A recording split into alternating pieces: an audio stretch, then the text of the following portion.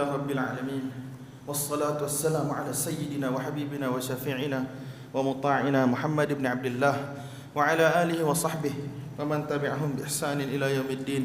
اللهم علمنا ما ينفعنا وانفعنا بما علمتنا وزدنا من فضلك علما وتعليما إنك على كل شيء قدير. سبحانك لا علم لنا إلا ما علمتنا إنك أنت العليم الحكيم.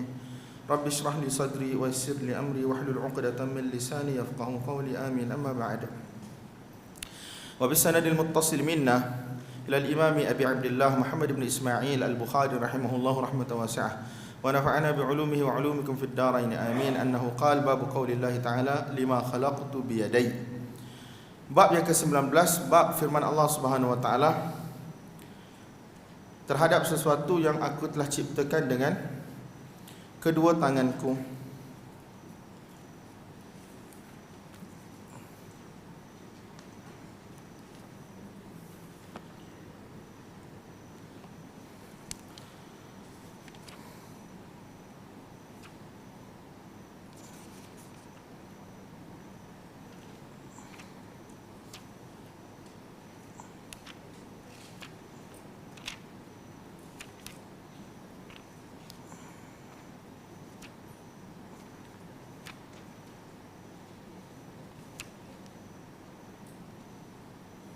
Tapi dalam terjemahan dia kata yang aku telah ciptakan dengan kekuasaanku.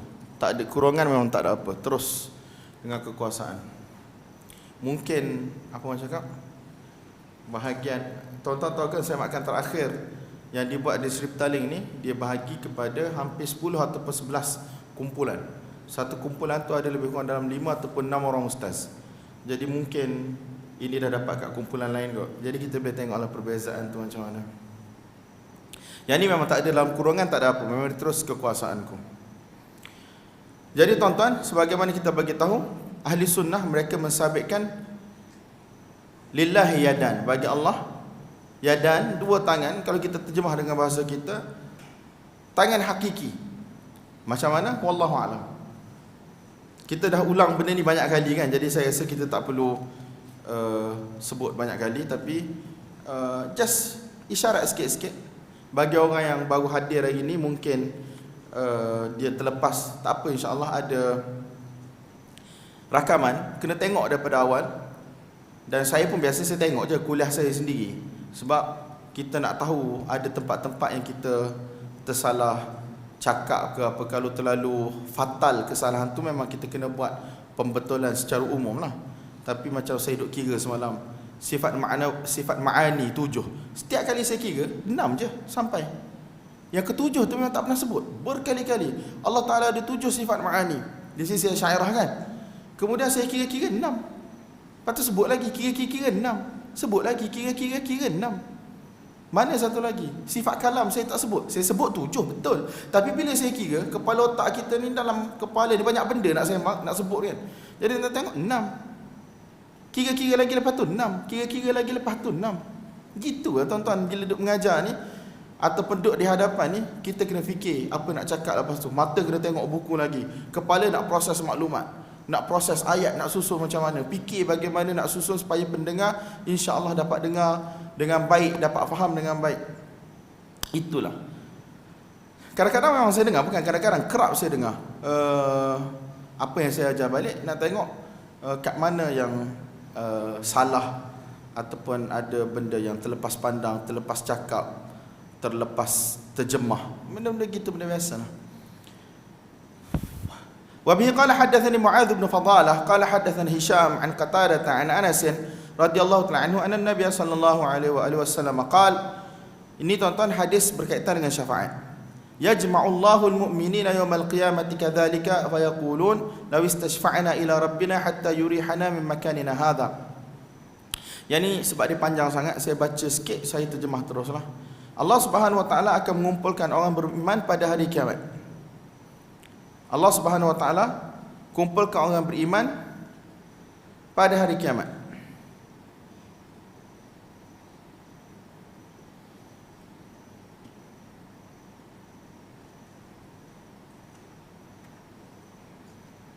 Cuma perkataan kadzalika Apa maksud perkataan kadzalika di situ, tuan-tuan? Perkataan kadzalika di situ, kadzalika itu adalah seperti itu. Tapi apa maksud seperti itu? Dalam terjemahan ni dia buat kurungan sebagaimana Allah Subhanahu Wa Taala mengumpulkan mereka di dunia, sebagaimana mereka berkumpul di dunia. Jadi pada hari kiamat nanti manusia akan berkumpul, betul tak? Tunggu hisab daripada Allah Subhanahu Wa Taala. Berada di dalam, orang kata, ketakutan, kekalutan pada hari kiamat. Jadi mereka berkata, kalaulah kita minta syafaat kepada Allah Subhanahu Wa Taala melalui perantaraan lah, supaya apa? Supaya Allah Subhanahu Wa Taala memberi kelegaan ataupun memberi kerehatan daripada keadaan kita sekarang, di tempat ini sekarang. Sebab nak kena tunggu hisab. Hisab tak mula-mula, manusia berada dalam keadaan takut. Manusia berada dalam keadaan paresan, dalam keadaan takut. Dalam riwayat-riwayat, manusia ni, orang kata, ditenggelami peluh masing-masing berdasarkan amal, kadar amal masing-masing, berada dalam keadaan takut. Apa yang akan berlaku kepada mereka selepas ini? Jadi sebahagian orang beriman, mereka berkumpul dan mereka kata, kalaulah kita dapat bercakap dengan Allah Subhanahu Wa Taala melalui perantaraan yang kita akan cari nanti, supaya apa? Supaya Allah Subhanahu Wa Taala memberi kelegaan kepada kita daripada tempat duduk kita sekarang dan keadaan yang kita sedang berada sekarang. Shalom. Fayatuna Adam, maka mereka datang berjumpa dengan Nabi Adam alaihissalam. Fayaqulun, dan mereka berkata, ya Adam, ama taran nas khalaqaka Allahu biyadihi wa asjada laka malaikatah wa 'allamaka asma'a kulli shay'in syaffi' lana ila rabbina hatta yurihana min makanina hadha. Fayaqul lastu hunak wa yadhkuru lahum khati'atahu allati asaba walakin itu nuha fa innahu awwal rasulin ba'athahu Allah ila ahli al-ard. Jadi tuan-tuan, mereka buat keputusan datang bertemu dengan Nabi Adam alaihissalam, Abul Bashar, ayah bagi seluruh manusia. Jadi mereka berkata, wahai Adam, kamu tak tengok ke keadaan manusia? Engkau ni kan kedudukan yang tinggi. Jadi dia nak jumpa dengan Nabi Adam alaihissalam untuk jadi perantaraan, syafi', bertemu dengan Allah Subhanahu Wa Taala ataupun pujuk Allah Subhanahu Wa Taala supaya dimulakan hisab.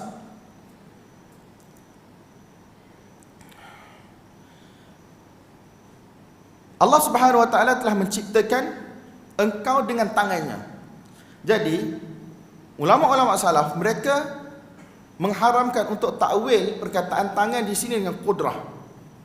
Dengan qudrah iaitu dengan makna qudrah, betul tak? Iaitu kekuasaan. Sebab kalau kekuasaan, semua benda Allah Subhanahu Wa Taala cipta dengan kekuasaannya, maka tidak ada beza antara Adam dengan iblis. Bila Allah Subhanahu Wa Taala suruh iblis untuk sujud kepada Nabi Adam alaihissalam, wahai iblis, Allah tanya kan, bila iblis tidak mahu sujud, kenapa engkau tidak mahu sujud kepada satu makhluk yang aku cipta dengan tangan aku? Kalaulah tangan tersebut dengan maksud kudrat, nescaya tidak ada beza antara iblis dan juga Nabi Adam. Betul tak? Jadi bila sebut Allah SWT ciptakan engkau dengan tangannya, bagaimana kita tak tahu, tuan-tuan? Dan ini antara sifat-sifat yang mana disabitkan juga oleh mutaqaddimi Asy'ariyah. Ulama-ulama Asy'ariyah yang daripada batch-batch yang awal tu, mereka tidak takwil. Bahkan mereka kata ini bukan maksud kudrat, ini bukan dengan maksud ni'mah. Sebab biasanya orang akan takwil perkataan yad yang dinisbahkan kepada Allah ini dengan makna kudrat, iaitu kekuasaan Allah. Dan yang kedua, mereka akan takwil dengan maksud nikmat, iaitu nikmat yang Allah Subhanahu Wa Taala bagi. Jadi antara jawapan mereka, dia kata kudrat Allah ni satu. Jadi bagaimana dalam ayat ini ataupun dalam ayat tadi Allah guna perkataan biyadai yang menunjukkan kepada dua. Nampak tak? Jadi tuan-tuan, cerita panjang lebar, last kali kita buat kesimpulan juga, salaf mengisbatkan sifat ini dengan makna hakiki, bukan dengan makna majazi yang layak bagi Allah Subhanahu Wa Taala, dan kita beriman sebagaimana yang Allah Subhanahu Wa Taala tuntut daripada kita. Khalaqakallahu biyadihi, Allah SWT telah cipta engkau dengan tangannya. Dan Allah Subhanahu Wa Taala telah menyuruh, memerintah para malaikat supaya sujud kepada engkau. Dan Allah Subhanahu wa taala telah mengajar kepada engkau nama bagi segala sesuatu. Maka jadilah perantara bagi kami. Jadilah perantara antara kami dan Tuhan kami. Semoga Allah Subhanahu wa taala menyelamatkan ataupun saya terjemah apa tadi Yurihana? Semoga Allah Subhanahu wa taala melegakan kami daripada apa yang kami sedang hadapi dan lalui di tempat ini pada hari ini sekarang ni. Nampak tak? Maka Nabi Adam AS berkata, itu bukan kedudukan aku. Untuk jadi perantara antara kalian dengan Allah Subhanahu wa taala, minta supaya Allah Subhanahu wa taala mulakan hisab, itu bukan tempat aku. Itu terjemah lastu hunak, itu bukan tempat aku. Kemudian Adam AS menyatakan keudhuran beliau, kenapa beliau bukan berada di tempat itu untuk jadi intercessor, untuk jadi orang tengah antara manusia dan juga Allah Subhanahu wa taala. Disebutlah kesilapan yang dia buat, iaitu dia makan daripada buah yang dilarang, pokok yang dilarang di dalam syurga, sebagaimana disebut dalam riwayat yang lain. Dan Nabi Adam AS berkata, pergilah berjumpa dengan Nabi Nuh AS. Sesungguhnya Nabi Nuh ialah Rasul pertama yang telah diutuskan oleh Allah Subhanahu wa taala kepada penduduk bumi. Fayatuna Nuhan, maka mereka datang berjumpa dengan Nabi Nuh AS. Fayaqul, dan Nabi Nuh AS berkata, lastu hunakum wa yadhkuru khati'atahu allati asab walakin itu Ibrahim khalilar rahman. Fayatuna Ibrahim fayaqul lastu hunakum wa yadhkuru lahum khatayahu allati asabah wa yadhkuru lahum khatayahu allati asabaha. Jadi mereka jumpa dengan Nabi Nuh AS. Nabi Nuh kata, itu bukan kedudukan aku, itu bukan tempat aku. Dan Nabi Nuh AS sebutlah apa kesilapan yang dia telah buat.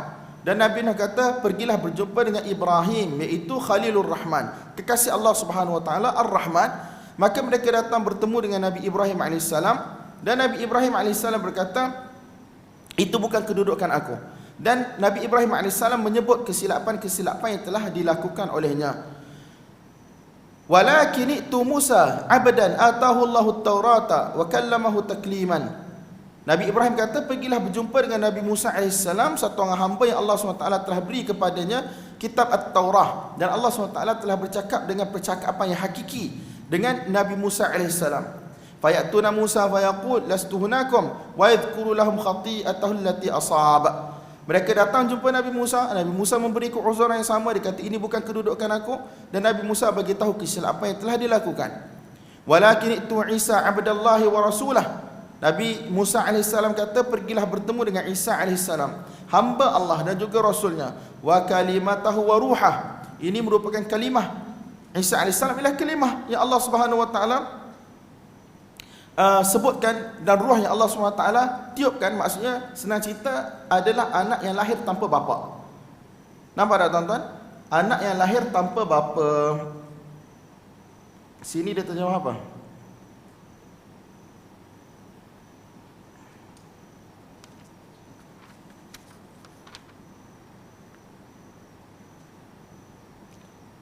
Serta kalimahnya, disebut juga kalimahnya, dan roh daripadanya.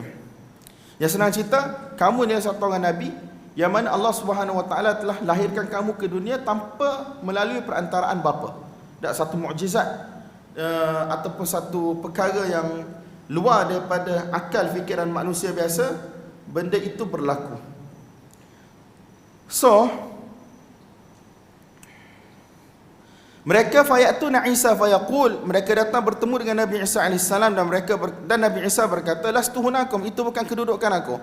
Walakin itu Muhammadan sallallahu alaihi wasallam, hendaklah kamu bertemu dengan Nabi Muhammad sallallahu alaihi wasallam, abdan ghufira lahu ma taqaddama min dhanbihi wa ma ta'akhkhar, satu orang hamba yang mana Allah Taala telah ampunkan dosanya yang telah dahulu dan dosanya yang terkemudian.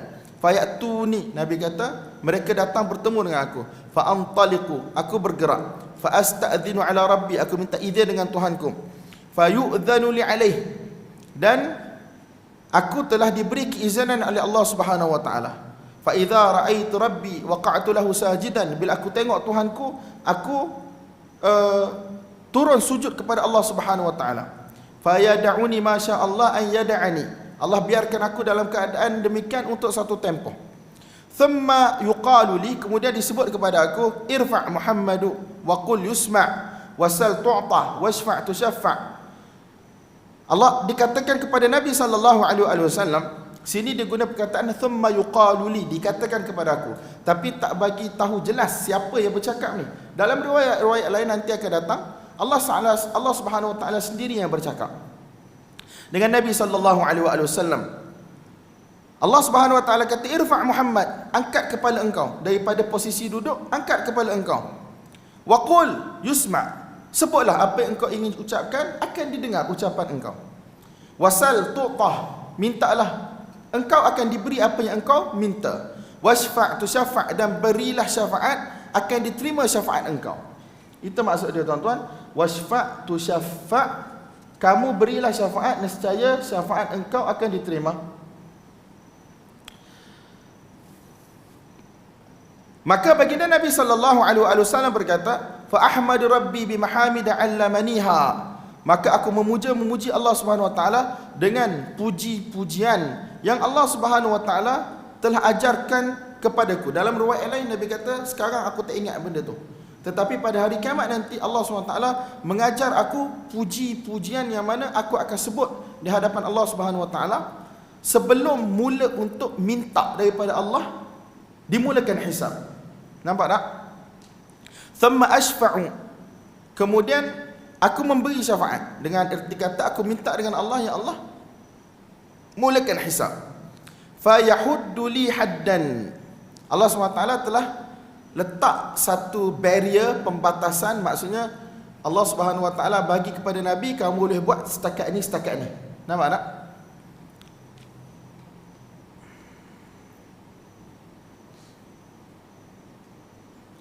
Shalom. Fa udkhil thumma ashfa'u fa yahuddu li haddan, aku memberi syafaat. Selepas bermulanya hisab dan seumpamanya, Allah Subhanahu wa taala antara syafaat diberi kepada Nabi yang tadi tu ialah asy-syafa'atul uzma, syafaat yang mana yang nabi-nabi lain tak boleh buat, iaitu untuk minta izin daripada Allah Subhanahu wa taala untuk mula hisab. Kemudian ada syafaat lain yang Nabi buat, iaitu syafaat untuk memasukkan ke dalam syurga Allah Subhanahu wa taala orang yang mana sepatutnya masuk neraka, tetapi diampunkan daripada masuk neraka, terus dimasukkan ke dalam syurga Allah Subhanahu wa taala. Ada pelbagai syafaat Nabi tuan-tuan. Ada syafaat untuk ringankan azab, ada syafaat untuk tingkatkan darjat di dalam syurga dan seumpamanya. Jadi senang cerita, ada hak yang Allah Subhanahu wa taala telah bagi kepada Nabi sallallahu alaihi wasallam. Dalam terjemah ni dia buat dalam kurungan, iaitu ada bilangan tertentu di kalangan umat Nabi SAW yang dimasukkan ke dalam syurga berdasarkan syafaat Nabi sallallahu alaihi wasallam. Jadi baginda Nabi sallallahu alaihi wasallam berkata, lalu aku memasukkan mereka ke dalam syurga. Kemudian aku berpatah balik, thumma arja', aku berpatah balik bertemu dengan Allah Subhanahu wa taala. Tuan-tuan, kalau geng-geng yang kata Allah tidak bertempat, Allah tidak ada, jadi perkataan-perkataan ni, pergi kembali ni, dia tak suka ni. Nampak tak? Pergi kembali dia tak suka. Kita pun tak bayang macam mana Allah bertempat tak bertempat, tapi kalau semua benda kita nak kena fikir, nak kena takwil, letih tuan-tuan. Takkanlah Nabi sallallahu alaihi wasallam masa Nabi cakap ni, Nabi tak faham, tak fikir benda tu. Jadi dia kata dalam riwayat ni, Nabi SAW kata thumma arja', kemudian aku kembali. Fa idza ra'aitu rabbi waqa'tu sajidan, bila aku lihat Allah Subhanahu wa taala, aku kembali bersujud. Fa yad'uni ma syaa Allah an yad'ani, Allah Subhanahu wa taala biarkan aku untuk satu tempoh yang Allah Subhanahu wa taala inginkan. Thumma yuqal, kemudian dikatakan kepada aku sekali lagi, irfa' Muhammad wa qul yusma' wasal tu'ta washfa' tushaffa'. Fa ahmad rabbi bi mahamid 'allamaniha thumma ashfa'u fa yahuddu li haddan fa udkhiluhumul jannah. Ni batch kedua, diberi syafaat masuk syurga. Thumma arja', kemudian aku kembali. Fa idza ra'aitu rabbi waqa'tu sajidan, bila aku lihat Tuhanku, sekali lagi Nabi SAW bersujud. Fa yad'uni ma syaa Allah an yad'ani thumma yuqal irfa' Muhammad qul yusma' wa sal tu'ta washfa' tushaffa' fa ahmadu rabbi mahamid rabbi 'allamaniha thumma ashfa'u fa yahuddu li haddan fa udkhiluhumul jannata thumma arji'u fa aqul ya rabbi. Selepas satu ketika, batch yang keberapa dah tu, Nabi sallallahu alaihi wasallam kembali bertemu dengan Allah Subhanahu wa taala, dan baginda bersabda, ya Rabbi, wahai Tuhanku, ma baqiya fin nari illa man habasahu al-Quran wa wajaba alaihi al-khulud. Ya Allah, sekarang dalam neraka ni tak tinggal kecuali orang yang mana mengikut hukum hakam Al-Quran, mereka ni kekal dalam neraka Allah Subhanahu wa taala. Itu maksudnya man habasahul Quran. Kecuali mereka yang ditahan oleh Quran dan mereka akan menetap secara kekal di dalamnya. Maksudnya kan dalam Quran ni Allah SWT sebut ada orang yang masuk neraka khalidina fiha, khalidina fiha. Mereka ni akan kekal dalam neraka. Jadi yang ni aku tak boleh keluarkan dah ni, tinggal yang ni je di dalam neraka. Nampak tak tuan-tuan? Qala Nabi sallallahu alaihi wasallam, Nabi sallallahu alaihi wasallam bersabda, yakhruju minan nar man qala la ilaha illallah wa kana fi qalbihi minal khairi ma yazinu sya'iratan, thumma yakhruju minan nar man qala la ilaha illallah wa kana fi qalbihi minal khairi ma yazinu burratan, thumma yakhruju minan nar man qala la ilaha illallah wa kana fi qalbihi ma yazinu minal khairi dharratan. Nabi sallallahu alaihi wasallam bersabda, akan keluar daripada neraka orang yang mana mengucapkan la ilaha illallah dalam keadaan dia membenarkan isi kandungan la ilaha illallah, dia membenarkan dengan hatinya, cuma iman dia tu lemah. Sebab di sisi ahli sunnah al-iman yazid wa yanqus, bertambah dan berkurang. Dan orang yang ucap la ilaha illallah ni keyakinan dia tuan-tuan, keyakinan yang benar, cuma dari sudut kekuatan tu dia agak lemah. Dia punya khair, dia punya kebaikan, iaitu iman yang ada di dalam hati dia tu tuan-tuan, dia punya beratnya seperti satu biji barley. Kemudian akan keluar daripada neraka orang yang mana ucap la ilaha illallah dalam keadaan dia benarkan dengan hatinya, dan iman dia terlebih lemah. Di dalam hatinya ada kebaikan, iaitu ada iman, yang mana syair ni apa tuan-tuan? Syairah ni gandum. Kemudian yang kedua, dia punya berat iman dia tu seperti burrah, iaitu seperti sebiji bali. Gitu tuan-tuan? Kan yang mula-mula tu bali, saya pun pegang dah. Yang mula-mula tu bali ke yang mula-mula tu gandum? Yang mula-mula tu barley, yang kedua gandum. Kemudian akan keluar daripada neraka orang yang mengucapkan la ilaha illallah dengan dia meyakini dengan hatinya isi kandungan la ilaha illallah itu, tetapi imannya tu walaupun iman dia lemah, iman dia tepat betul tetapi lemah berbanding dengan yang sebelum-sebelum ni. Di dalam hatinya ada iman yang mana dari sudut berat dia adalah seperti zarrah. Yang sini tak tahulah dia sebut sebesar zarah, seberat zarah, tetapi biasanya kalau dalam istilah orang Arab, bahasa wahyu, bahasa yang digunakan pada waktu tersebut adalah seperti semut hitam yang kecil tu. Di sini dia terjemah sebagai zarah. Ni orang kata antara bid'ah dalam terjemahan, iaitu menterjemah mengikut penggunaan moden. Sedangkan bahasa yang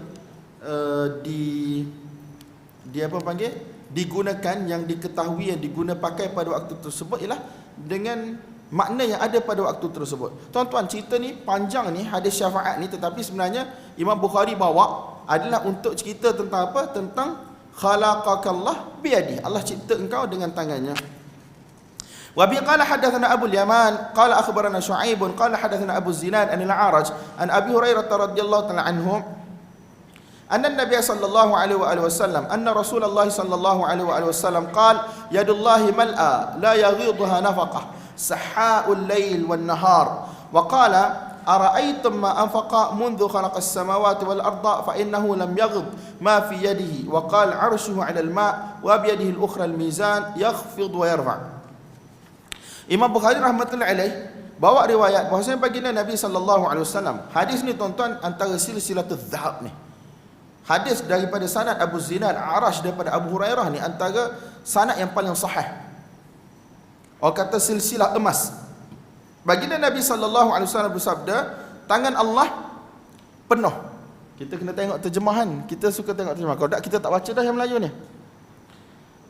Tangan Allah itu penuh. Cuma dalam kurungan dia kata kurniaan nikmat daripada Allah itu banyak. Memanglah nikmat Allah terbanyak, kita tak nafikanlah. Cuma yang kata tangan Allah itu penuh. La yaghidha nafaqah. Bila Allah SWT memberi nafkah, milik Allah, khazanah Allah tidak berkurangan. Itu maksudnya. Yaghidha ay yanqusuha.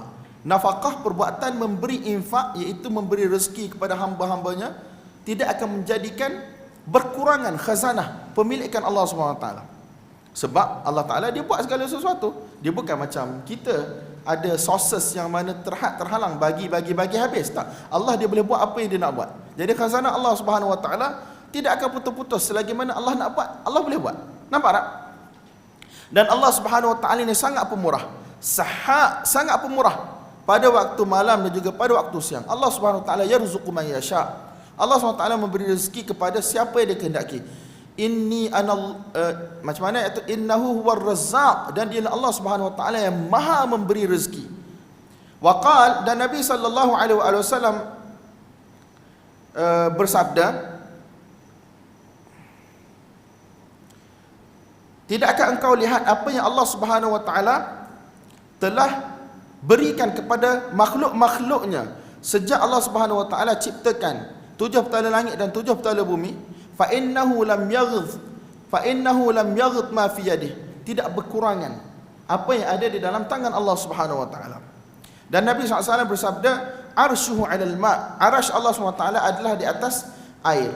Wa biyadihi al-ukhra al-mizan yakhfidu wa yarfa'. Dan di tangan Allah Subhanahu Wa Ta'ala yang lain, Allah Subhanahu Wa Ta'ala pegang mizan, iaitu penimbang, yang mana Allah Subhanahu Wa Ta'ala rendahkan dan juga Allah Subhanahu Wa Ta'ala tinggikan.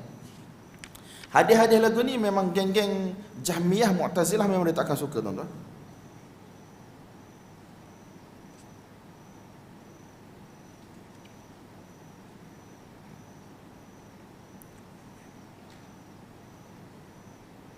Apa maksud scale timbangan itu? Allah SWT rendahkan dan Allah SWT tinggikan, iaitu yakhfidhu man yasha. Allah SWT rendahkan siapa yang Allah kehendaki dan Allah tinggikan siapa yang Allah kehendaki. Wa yuwassi'ur rizqa 'ala man yasha. Allah Subhanahu Wa Ta'ala luaskan rezeki kepada siapa yang Allah kehendaki, dan Allah Subhanahu Wa Ta'ala boleh sempitkan rezeki kepada siapa yang Allah Subhanahu Wa Ta'ala kehendaki. Nampak tak, tuan-tuan? Dan ada orang lain yang takwil lah. Satu, iaitu dengan maksud kekuasaan Allah. Dan ada orang yang takwil mizan di situ adalah dengan erti keadilan Allah, ataupun berdasarkan apa yang Allah Subhanahu Wa Ta'ala nak buat. Allah Ta'ala tahu apa yang mana boleh menjadi maslahah kebaikan untuk satu-satu orang, ataupun menjadi mafsadah kerosakan untuk satu-satu orang. Jadi Allah bagi berdasarkan maslahah yang Allah Subhanahu Wa Ta'ala tentukan untuk orang tersebut. Jadi dia kata mizan di sini, sebahagian orang dia kata mizan di sini bukan mizan hakiki. Mereka kata itu ialah, orang kata, simbolik akan keadilan Allah Subhanahu Wa Ta'ala. Tetapi kita beriman yat hakiki, mizan tu memang confirm lah makhluk dan hakiki, walaupun kita tak tahu mizan tu macam mana, besar mana. Sebab golongan Mu'tazilah, mereka ni antara golongan yang mana tidak beriman dengan benda-benda ni dengan makna hakiki. Scale mizan tu dia tak kata mizan, dia akan kata itulah keadilan. Timbangan amal dia akan takwil lah dengan cara-cara. Sirat dia akan takwil, dia kata bukan sirat, orang kata jambatan hakiki. Tak, dia ialah sebenarnya kesusahan dan seumpamanya. Mu'tazilah, tuan-tuan, tak sampai di akal mereka, maka mereka akan takwil. Adapun kita beriman ia adalah mizan hakiki, sirat yang hakiki. Yat Allah Subhanahu Wa Ta'ala bukan makhluk, dan ia adalah yat yang hakiki dengan layak, dengan cara yang layak bagi Allah Subhanahu Wa Ta'ala yang kita tak tahu. Dan kita tidak akan sekali-kali takwil. Bahkan kita dah bagi tahu mutaqaddimu Asy'ariyah sendiri, mereka menolak takwilan yad tangan ini dengan maksud qudrah ataupun dengan maksud nikmat. Wa bihi qala hadatsana Muqaddam bin Muhammad qala hadatsani ammi Al-Qasim bin Yahya an Ubaidillah an Nafi'in an Ibn Umar radhiyallahu ta'ala anhuma an Rasulillah sallallahu alaihi wasallam annahu qala inna Allah yaqbidu yawmal qiyamati al-ardha wa takunu as-samawati bi yaminih.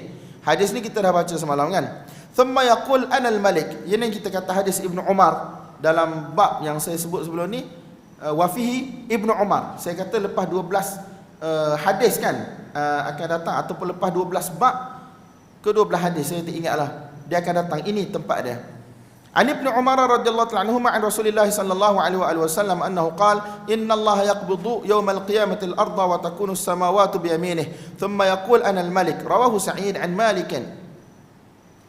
Wa qala Umar ibn Hamzah sami'tu ibn Umar قال سمعت ابن عمر رضي الله تعالى عنهما يروي عن النبي صلى الله عليه وسلم بهذا.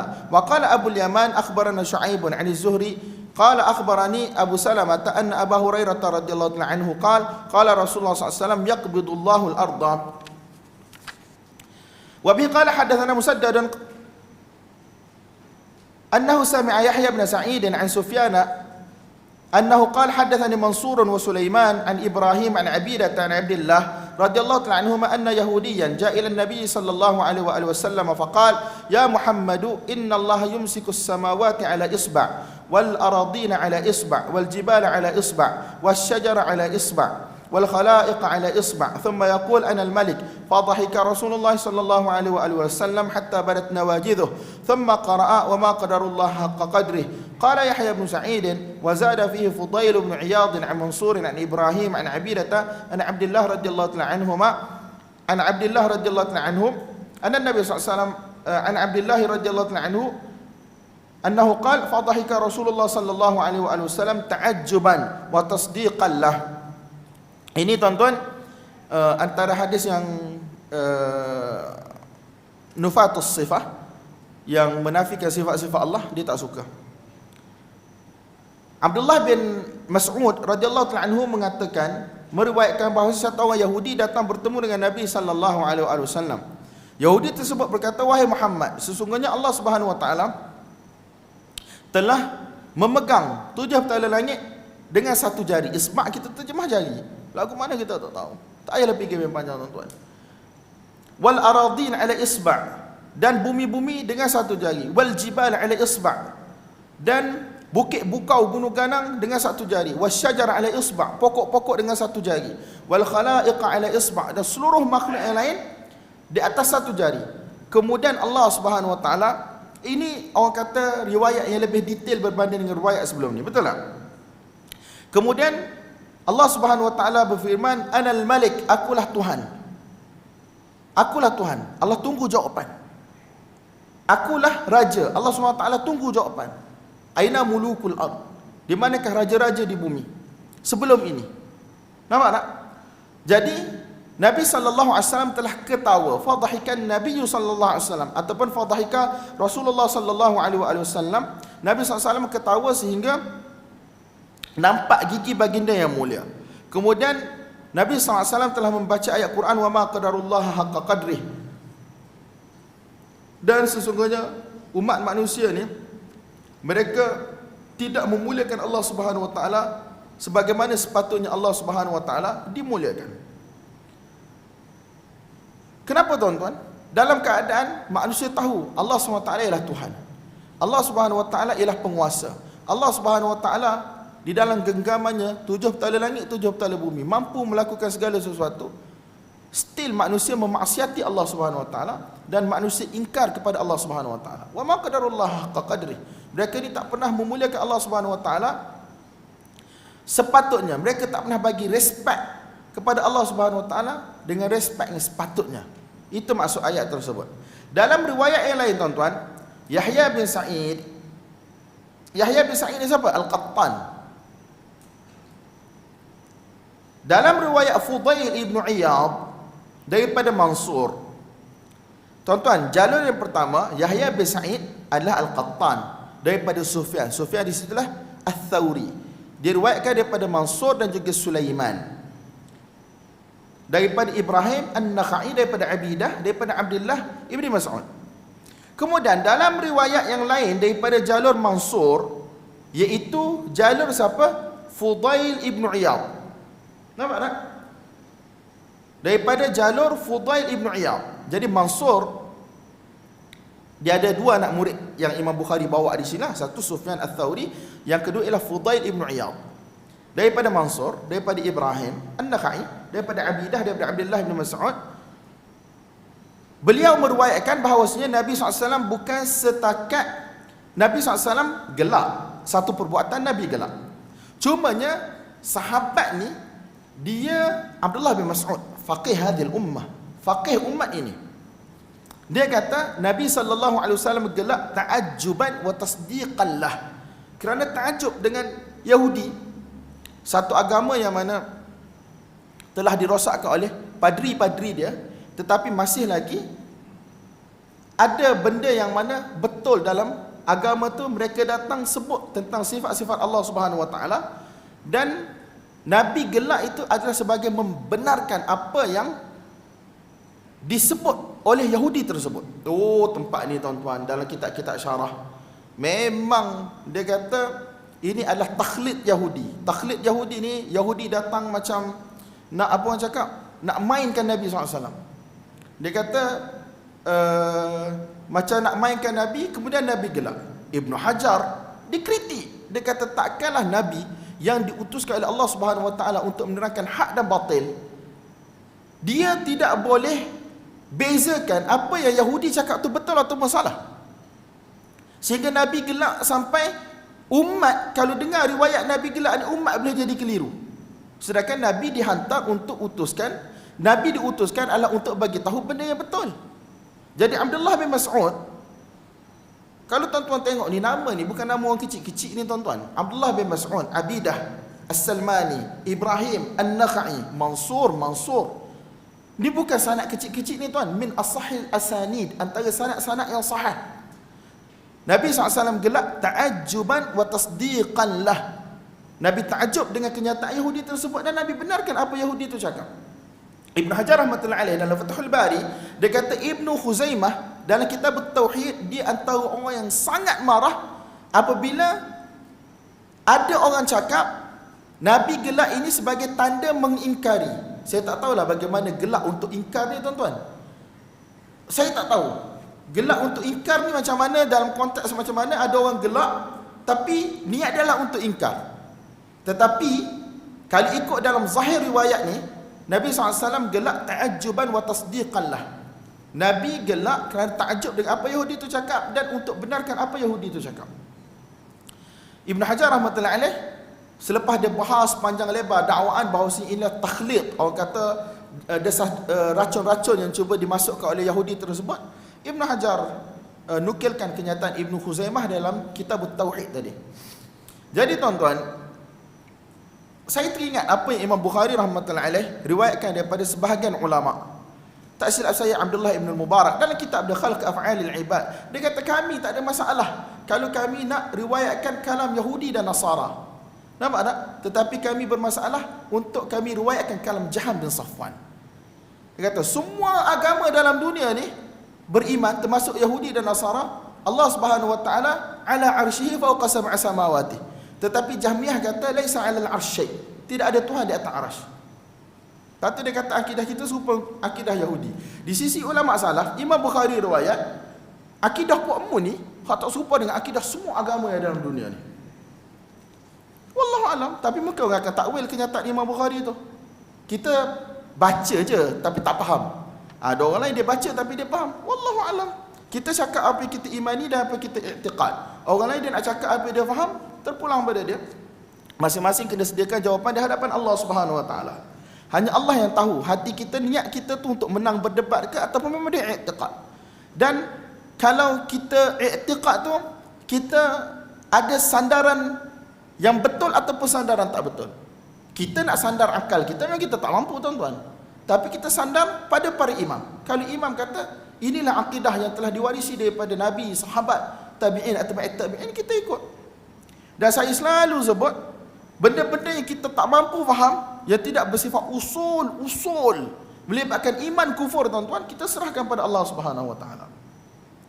Ingat kata-kata Az-Zahabi yang saya ulang tadi, dia nukil daripada Ibn al-Arabi kan, kalaulah seseorang itu dia sangat bodoh, hidup di belakang lembu, tidak mengetahui sebarang ilmu, tetapi dia hafal beberapa surah daripada Al-Quran dan dia baca di dalam solat dia beriman dengan Allah, beriman dengan hari kiamat, lebih baik daripada irfan, pencerahan-pencerahan, hakikat-hakikat yang mana tidak diwarisi daripada Nabi SAW dan juga daripada para sahabat yang menerangkan kata-kata Nabi dan juga wahyu Allah. Walaupun dia baca 100 kitab, walaupun dia buat 100 khalwat. Nampak tak tuan-tuan? Wa bi qala hadatsana Umar bin Hafs bin Ghiyath qala hadatsana Abi qala hadatsana Al-Amash sami'tu Ibrahim قال سمعت علقمة يقول قال عبد الله جاء رجل إلى النبي صلى الله عليه وآله وسلم من أهل الكتاب فقال يا أبا القاسم إن الله يمسك السماوات على إصبع والأراضين على إصبع والشجر والثرى على إصبع والخلائق على إصبع ثم يقول أنا الملك فرأيت النبي صلى الله عليه وآله وسلم ضحك حتى بدت نواجذه ثم قرأ وما قدر الله حق قدره. Sulaiman dalam sanad yang pertama tadi, Mansur dan juga Sulaiman tu Ibnu Mihran Al-Amash lah. Betul lah. Jadi Al-Amash ni dalam sanad yang kedua ni hak Sulaiman tadi tu. Sulaiman di istilah Sulaiman Ibnu Mihran Al-Amash. Sini Imam Bukhari sebut gelaran dia yang dia masyhur dengan gelaran tersebut. Jadi yang riwayat daripada Amash ni siapa tuan-tuan dalam jalur ni ialah Umar ibn Hafs ibn Ghiyath. Dalam jalur yang pertama adalah Sufyan Ats-Tsauri. Saya tak tahulah perawi mana yang salah riwayat sebagaimana dakwaan sebahagian orang. Wallahu alam. Bab qaulin Nabi sallallahu alaihi wasallam la syakhsa aghyaru min Allah. Ini kita dah bagi isyarat tadi kan. Perkataan syai' ahad syakhs. Boleh tak kita nisbahkan kepada Allah? Jawapan dia bolehlah sebab Nabi sebut. Dan sebahagian ulama hadis yang mana tidak berapa berkenan dengan perkataan syakhs ni, dia kata telah berlaku kesilapan dalam riwayat ni. Ibn Hajar rahmatullahi alaih dalam Fathul Bari dengan konsep yang sama, kita tidak boleh nak menyalahkan perawi-perawi yang thiqat kalau hadis yang kita baca tu tak kena dengan kepala kita. Apatah lagi bila lafaz itu datang melalui jalur-jalur riwayat yang lain yang sahih juga. Nampak tak? Nak takwil bukanlah kita kata tafaddal, tapi sekurang-kurangnya jangan tuduh perawi melakukan kesilapan dalam hafalan. Nampak tak?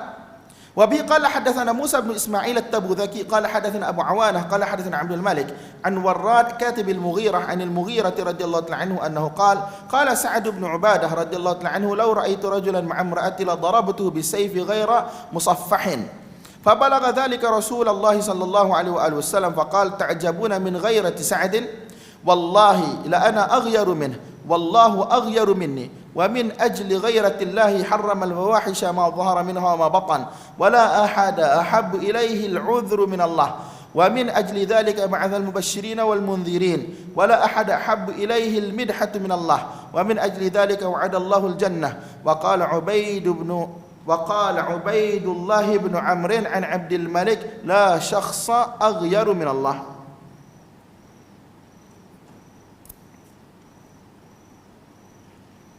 Shalom.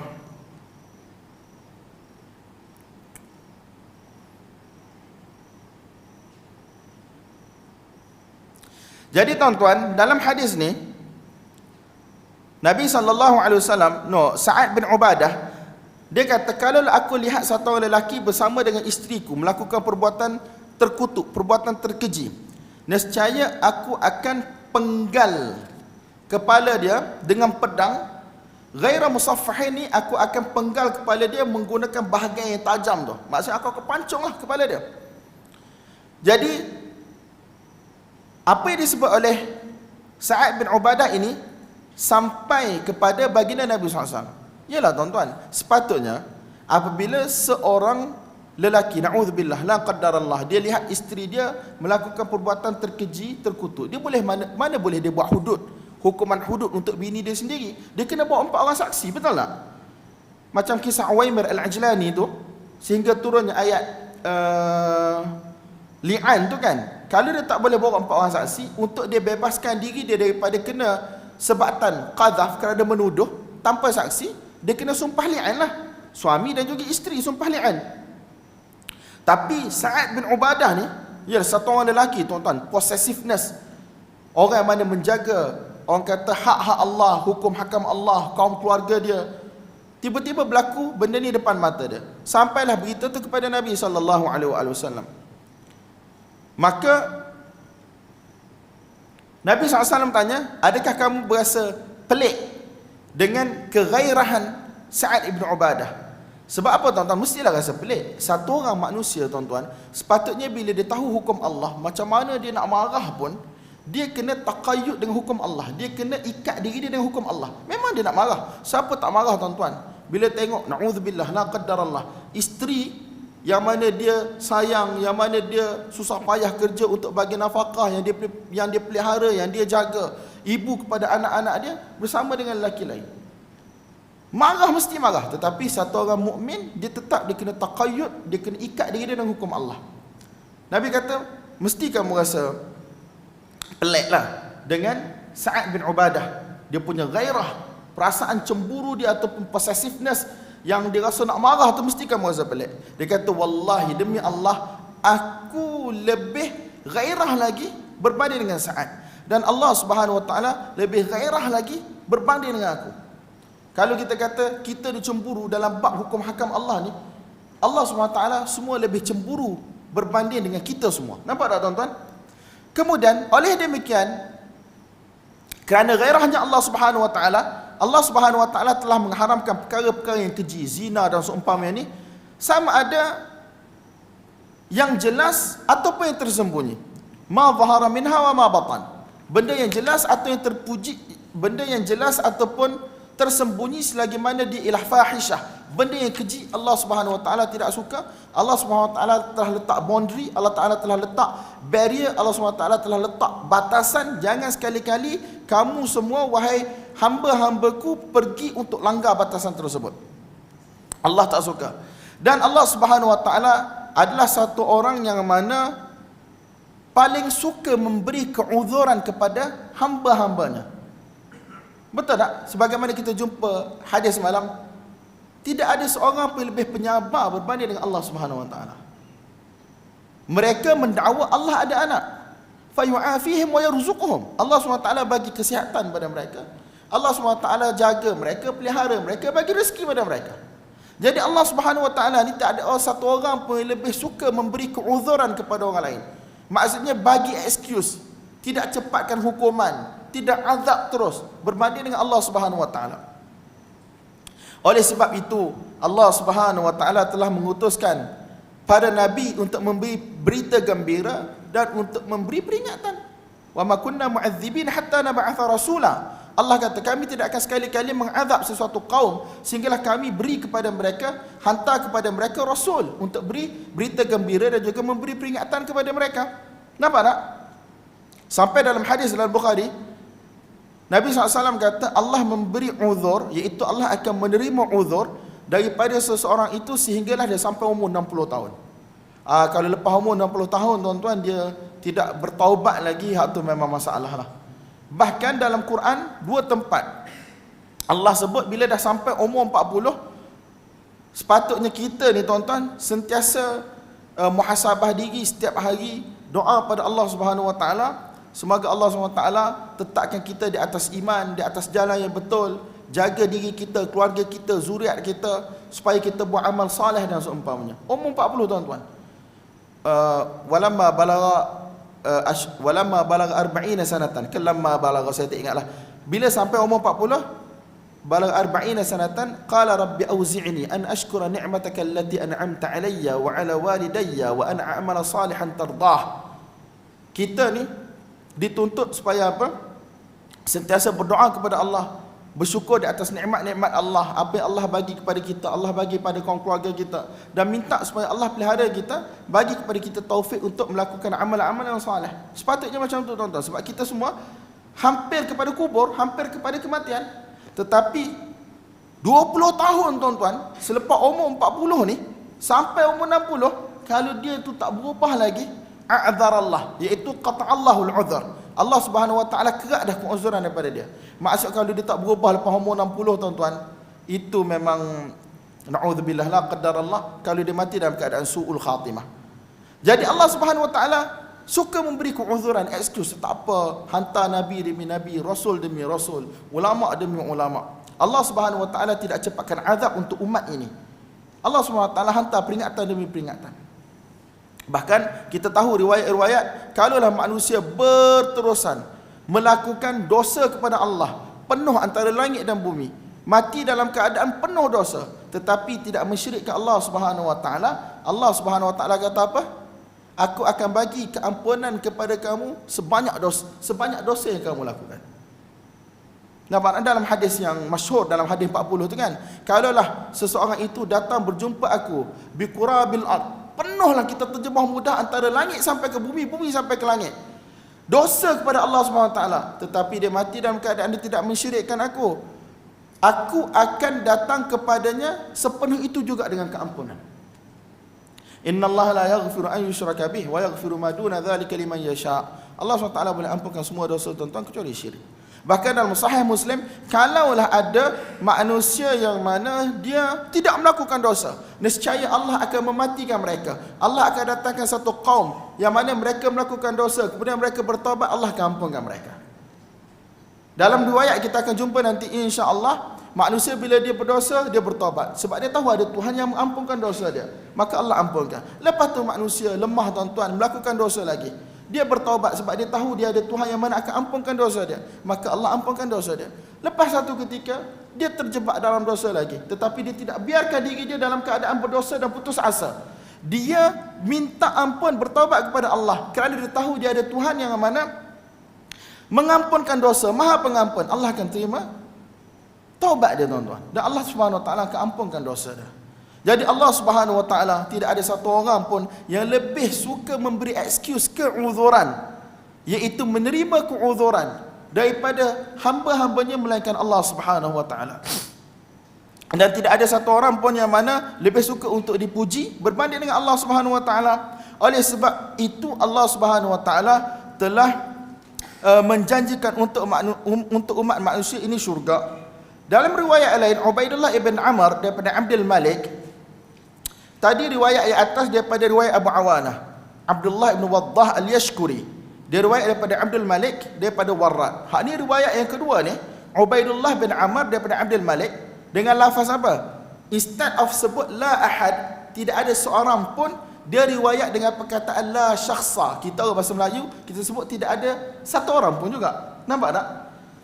Jadi ada orang yang tak suka perkataan syakhs ni, dia kata ini kesilapan daripada perawi. Tapi Ibn Hajar bantah. Sebab apa dia tak suka perkataan la syakhs? Sebab seolah-olah kalau kita kata Allah ni syakhs, satu orang individu, satu orang, maka dia akan bayangkan kita berjisim macam ni lah. Jadi tuan-tuan, kalau kita guna perkataan la ahad, tidak ada seorang juga, kita terjemah seorang juga. Tidak ada satu entiti. Kalau kita sebut zat pun sama juga. Kalau semua benda tak boleh tuan-tuan, bagaimana kita nak cakap tentang Allah? Tak boleh cakap lah. Last sekali. Jadi sebab tu, turunnya lafaz-lafaz dalam bahasa Arab, kita faham secara umum maknanya, tetapi kita sentiasa tancap dalam diri kita, dalam hati kita, dalam i'tiqad kita, laisa kamitslihi syai'. Faham tak tuan-tuan? Tidak ada sesuatu pun yang sama dengan Allah Subhanahu wa taala. Wallahu a'lam bissawab. Bab yang ke-21, kita ada 20 bab lagi tuan-tuan dalam masa 1 jam setengah. Saya tak akan lepas tuan-tuan hari ini, tapi sebab masjid orang kan, dia nak semayang. Kalau masjid saya tak lepas dah. Kita semayang asal lewat mazhab Hanafi. Itu ya. Babun qul ayyu syai'in. Ni guna perkataan syai', benda, something. Maksudnya Allah SWT sifatkan diri dia sebagai syai', something, sesuatu. Kalau kita fikir kita tuan-tuan, something ni benda yang macam berjisim lah. Babun qul ayyu syai'in akbaru syahadah wa sammallahu ta'ala nafsahu syai'an. Bab siapakah ataupun apakah yang persaksiannya paling besar? Siapakah persaksiannya paling besar? Nak tengok terjemahan dia. Dan Imam Bukhari kata, dan Allah Subhanahu wa taala telah menamakan dirinya ataupun menyebut dirinya, tengok, nafsahu, dirinya, syai'an, sebagai sesuatu. Qulillah, maka wahai Muhammad, bagi tahulah persaksian Allah lah yang paling besar. Wa samman nabiyyu sallallahu alaihi wasallam al-Qur'ana syai'an, dan Nabi telah menamakan Al-Quran itu sebagai syai', ataupun mengatakan Al-Quran itulah syai', sesuatu, sedangkan Al-Quran ialah kalam Allah.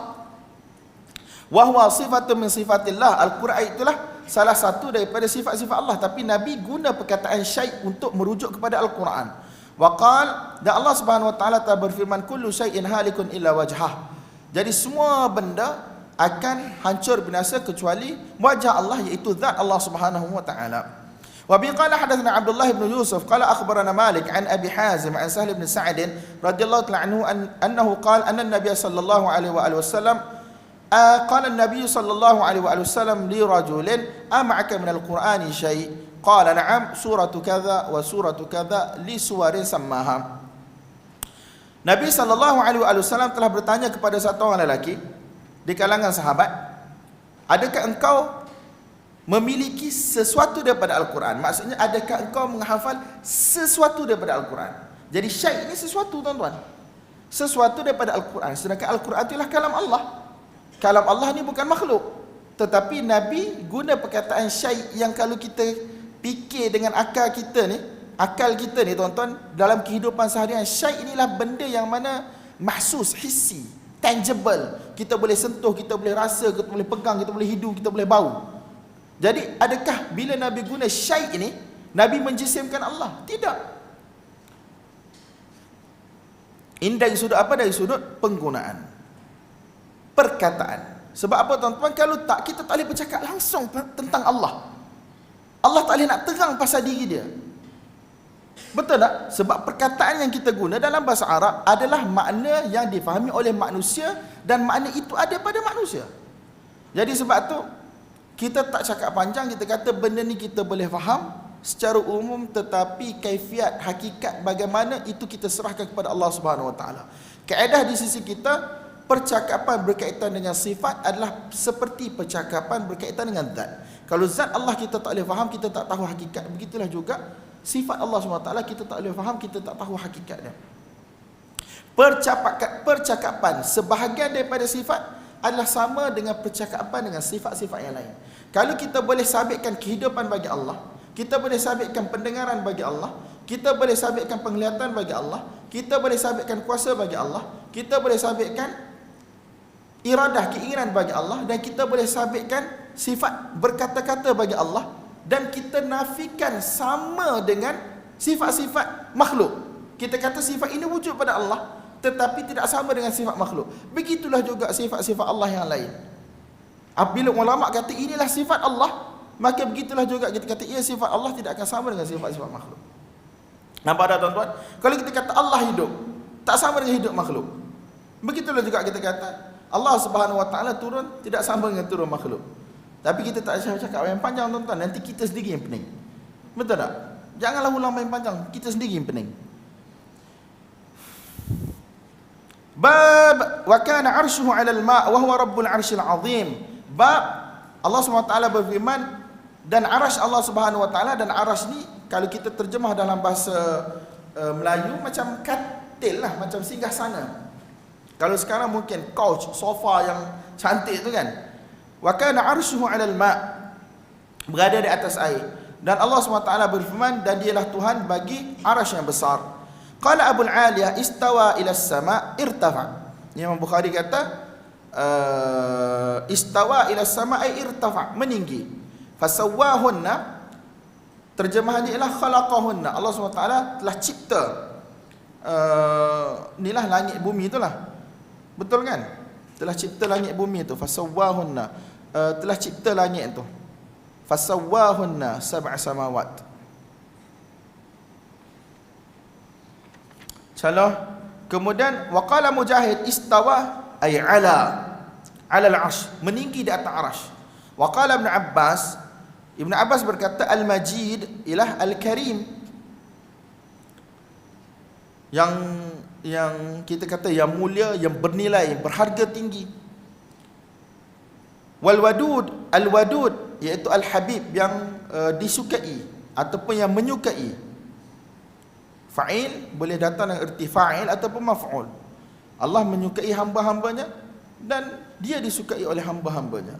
Yuqal Hamidun Majid. Allah SWT ni adalah satu zat yang mana dipuji-puji, penuh dengan pujian, sifat-sifat terpuji, yang mulia, yang sifat yang bernilai tinggi, yang gitulah. Ka'annahu fa'il min majidin mahmudun min hamid. Majid daripada Seolah-olah dia daripada fa'il, daripada majidin. Fa'il dengan maksud fa'il. Kemudian mahmud daripada hamid dengan maksud maf'ul. Tu tuan-tuan kena ngaji bahasa Arab. Letih saya nak teria tu. Yang paling penting Allah SWT bersifat dengan sifat kesempurnaan.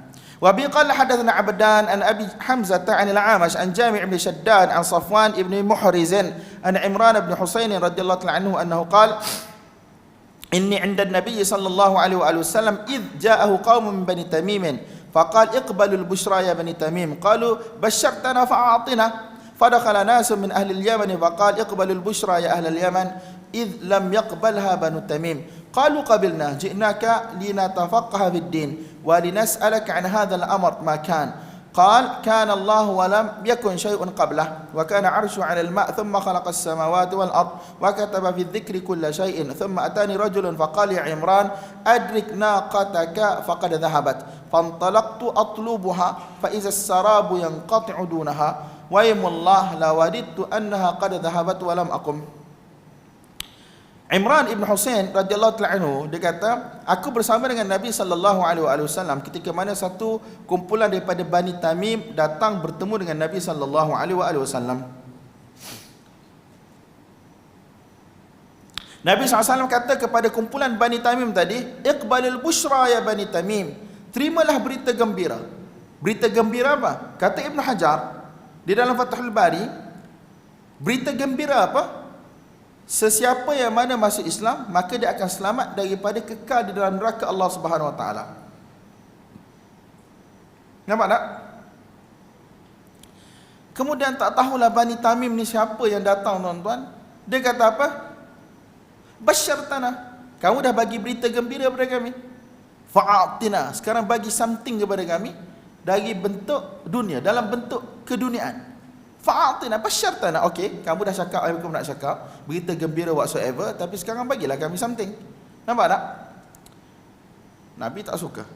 Fadakhala nasun min ahli Yaman, kemudian jemaah Abu Musa al-Ash'ari radhiyallahu ta'ala anhu datang. Nabi cakap benda yang sama. Terimalah bushra, berita gembira ini wahai ahli Yaman. Sebab apa? Sebab Bani Tamim tak nak terima busyra ini, berita gembira ini. Maka mereka berkata, kami terima berita gembira tersebut. Kami datang kepada engkau wahai Rasulullah untuk kami mempelajari urusan agama dan untuk kami tanya kepada engkau tentang perkara ini. Apa maksud perkara ini, tuan-tuan?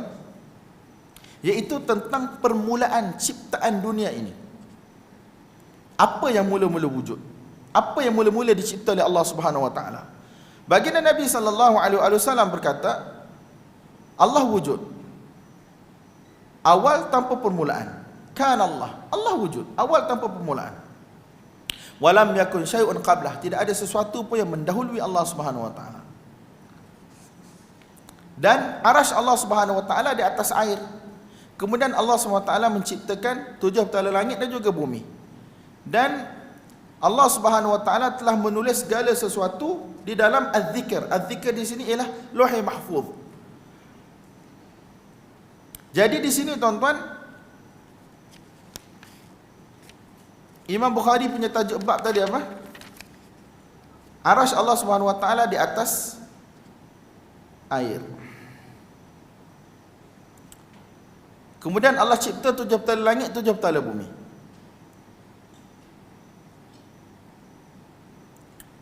Shalom.